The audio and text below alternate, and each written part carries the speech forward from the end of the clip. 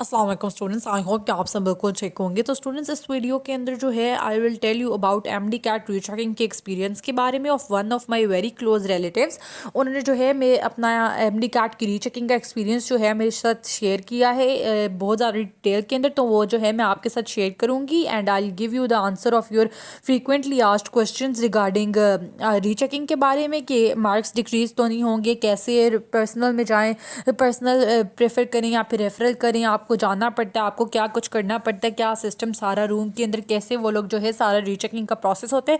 तो you will get the answer for your questions इंशाल्लाह। इस वीडियो के अंदर आपका कोई सवाल फिर मेरे ख्याल में नहीं रहेगा। मैं आपके इंशाल्लाह सारे ऑलमोस्ट सारे क्वेश्चंस के जो है आंसर्स देने की कोशिश करूँगी। तो स्टूडेंट्स, सबसे पहले जो है उनके हम एक्सपीरियंस की बात करते हैं कि कैसा रहा।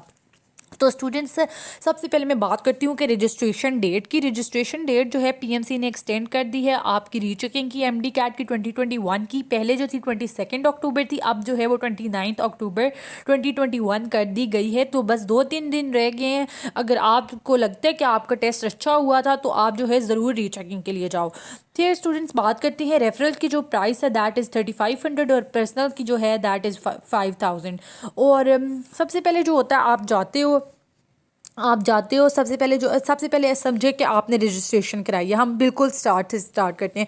आप जब रजिस्ट्रेशन कराते हो, आपने करा दिया, आपने फ़ी पे करा दी, ठीक है, आपका ये सारा काम हो गया, आपने फॉर्म वगैरह जो है अपलोड कर दिया, सब कुछ कर दिया। फिर जो है उसकी मिनिमम 3 दिन के बाद जो है आपको पीएफसी वाले जो हैं बुलाते हैं कि चेकिंग करने के लिए ये टाइम है, आ जाओ। और डेट जो है आपको ख़ुद सेलेक्ट करनी होती है। ये एक बात यहाँ पे है कि आपको जो है डेट खुद सेलेक्ट आपको करनी होगी। वो जो है आपको आई थिंक 1-2 चॉइसेस देते हैं और आप जो हो डेट अपनी खुद सेलेक्ट करते हो। और ये जो है ये अगले दिन ही नहीं, आपने समझे फ़ी पे कराइए तो आपको अगले दिन ही मैसेज कर देंगे, नो।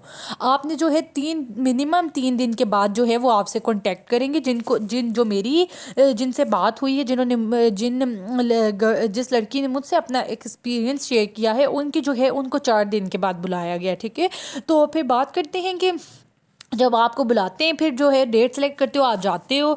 तो जब आप जाते हो वहाँ पे, और आपको जो है आपने एक और यहाँ पे बहुत ज़्यादा स्टूडेंट्स का क्वेश्चन आता है, पिछले वीडियो में मैंने आंसर दिया है कि जो है आपको इस्लामाबाद ही जाना होगा। आप बहावलपुर, फैसलाबाद कहीं से भी हो, लाहौर, पिंडी से भी आपको इस्लामाबाद आना पड़ेगा। कहीं पे भी आप हो तो आपको इस्लामाबाद ही आना पड़ेगा पीएमसी के ऑफिस, ठीक है।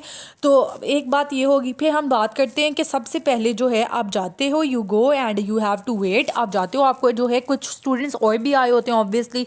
तो 15-20 स्टूडेंट्स जो होते हैं और होते हैं। हर रोज़ जो है वो ऑब्वियसली वेरी करता है कि कितने स्टूडेंट्स आते हैं, हर रोज़ कोई वो फिक्स तादाद नहीं है। तो बच्चे जो होते हैं फिर उनको वो उनका टोकन नंबर टाइप दे देते हैं, तो है आपको वो टोकन नंबर टाइप मिल जाएगा। फिर जो होता है वो आपको एक कमरे में ले जाते हैं। कमरे में जो है एक इन्विजिलेटर सबसे पहले आता है। पहले जो आपको ना, जब वो टोकन नंबर देते हैं ना, तो थोड़ा आपको वेट भी करना पड़ता है। आधा घंटा 45 मिनट्स जो है वो उसने मुझे बताया वो वेट कराते हैं। तो फिर जो है आप रूम में जाते हो, you go to the room एंड वहाँ पे जो है इन्विजिलेटर होती है। इन्विजिलेटर जो है कोई सर या मैम वट एवर, वो जो है आपको ब्रीफ करते हैं रिगार्डिंग द रीचेकिंग कि आप जो है किस किस चीज़ पे यू कैन रेज ऑब्जेक्शंस, और जो है सारी डिटेल्स के बारे में कि आप जो है कोई वर्बल बात नहीं कर सकते हो। आपने जो है आप एक भी बात वहाँ पे नहीं कर सकते हो, और अगर आप एक भी बात वहाँ पे करोगे तो आपका जो है entire process will be cancel, ठीक है। तो आपने बहुत ज़्यादा एहतियात करनी है और बिल्कुल भी बातों से ग्रेज करने। और फिर जो है वो सारा इन्विजिलेटर जो है आपको बता देता है कि आप जो है किस किस चीज़ पे ऑब्जेक्शन रेज करोगे, रॉन्ग क्वेश्चन। और फिर ये इन्विजिलेटर ने बता दिया, आप जाके बैठ गए हो 1 घंटे के लिए, ठीक है। आपने 1 घंटे के लिए बैठ जाना। और रॉन्ग सिर्फ जो है ना, जब आपको वो पेपर प्रोवाइड करेंगे, they will only provide you with the wrong answers. वो आपको क्वेश्चंस देंगे जिनके आंसर्स जो हैं आपके रॉन्ग हुए थे। तो स्टूडेंट्स, मतलब समझो कि आपके जो है 200 में से 180 मार्क्स आए हैं, तो आपके 20 गलत हुए, तो वो जो है आपको 20 एमसीक्यूज ही आपके देंगे। वो सही वाले एमसीक्यूज आपको आपके नहीं दिखाएंगे, क्योंकि ऑब्वियसली सही का क्या करना है, वो वाले वो जो है आपको आपके सारे गलत क्वेश्चंस देंगे कि आप जो है उनके आंसर चेक करो विद देयर आंसर की, ठीक है। फिर आप जब देखते हो फिर जो है आप 3 चीज़ों पे वो आपको बताते हैं कि आप जो है अपनी ऑब्जेक्शन रेज कर सकते हो। What are those 3 things I will tell you. ठीक है, सबसे पहले जो है आंसर इन की इज़ रॉन्ग। आप जो है आंसर देखोगे की के अंदर, आप बताओगे नहीं ये आंसर नहीं है। आपकी की में अगर आंसर जो है ए और उनकी की में बी लिखा हुआ है तो आप उनको बताओगे कि नहीं आपकी की गलत है और आंसर जो है ए है। एक तो ये बात है, ये तो बहुत ज़्यादा वो हुआ था फेमस कि पीएमसी की जो है कीज़ ही गलत हैं, तो क्वेश्चन इज़ इनकरेक्ट। एक केस ये भी है कि क्वेश्चन ही पूरा गलत है, और बहुत ज़्यादा ऐसे क्वेश्चंस भी थे इन एनएमडी कैट जिनके क्वेश्चंस ही गलत थे, और बहुत ज़्यादा इस तरह के केसेस हमने देखे कि जिनके क्वेश्चन ही पूरा गलत था, अजीब से क्वेश्चंस थे। तो आप उनको इस चीज़ पे भी ऑब्जेक्शन रेज कर सकते हो कि अब क्वेश्चन गलत है। और ये जो सब कुछ जो है ये आपने किसी टीचर या इन्विजिलेटर को नहीं बताना कि ये देखिए मैम ये आंसर गलत है, ये देखिए सर ये क्वेश्चन ही गलत है। आपने जो है ये चुप करके आपने खामोशी से ये बातें आपने वहाँ किसी से नहीं करनी।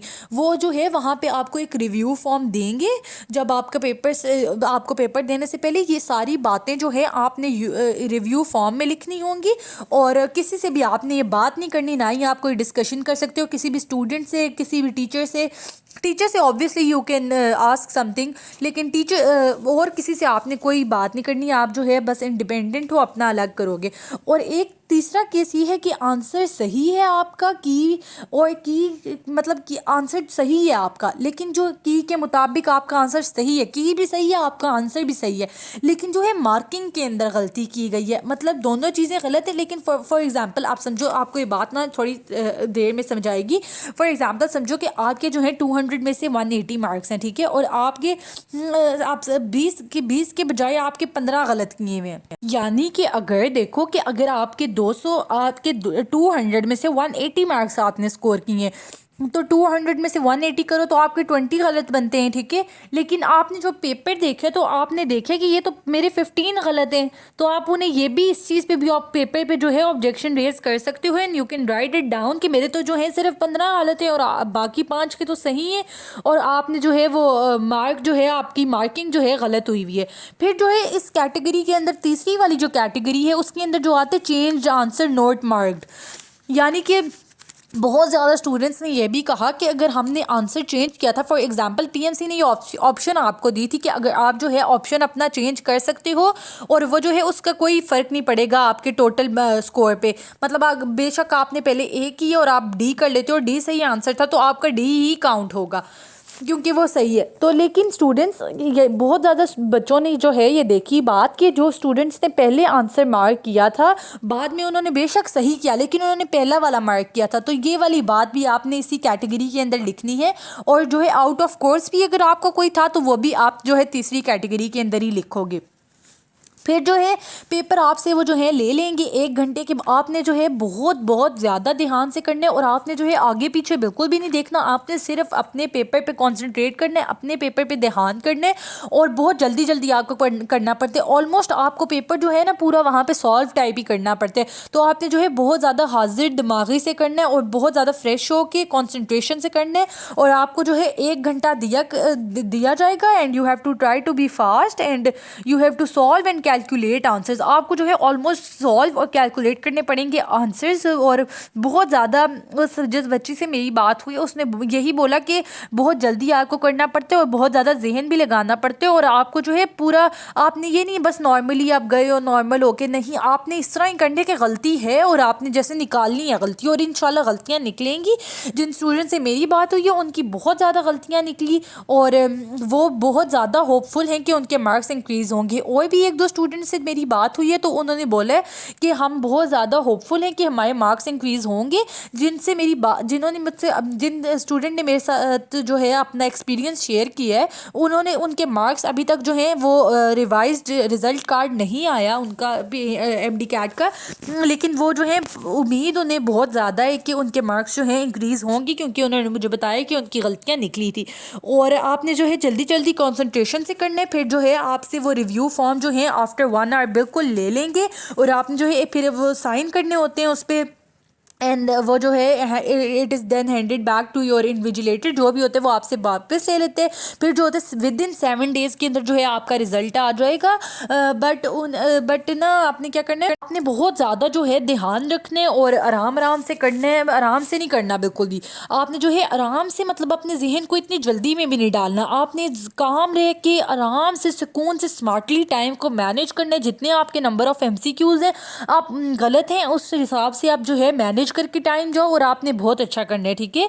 और फिर बात करते हैं कि जिन स्टूडेंट से मेरी बात हुई है उनका अभी तक रिजल्ट नहीं आया, लेकिन जो है वो बहुत ज़्यादा होपफुल थी। जैसे कि मैंने आपको बताया, अब जो है मैं आपके कुछ क्वेश्चंस के आंसर्स देती हूँ जिनके बारे में जो है स्टूडेंट्स की बहुत ज़्यादा कन्फ्यूजन्स हैं। तो स्टूडेंट सबसे पहले स्टूडेंट्स ने बहुत ज़्यादा पूछा है कि रेफरल या फिर पर्सनल। मेरे ख्याल में जो है रेफरल इज़ बेस्ट, एंड इसमें जो है आप खुद गलती निकाल सकते हो, आप खुद ऑब्जेक्शन रेज कर सकते हो और अपनी गलती खुद आप जब देखोगे तो आपको जो है यकीन भी आ जाता है कि मेरे मार्क्स इंक्रीज़ होंगे।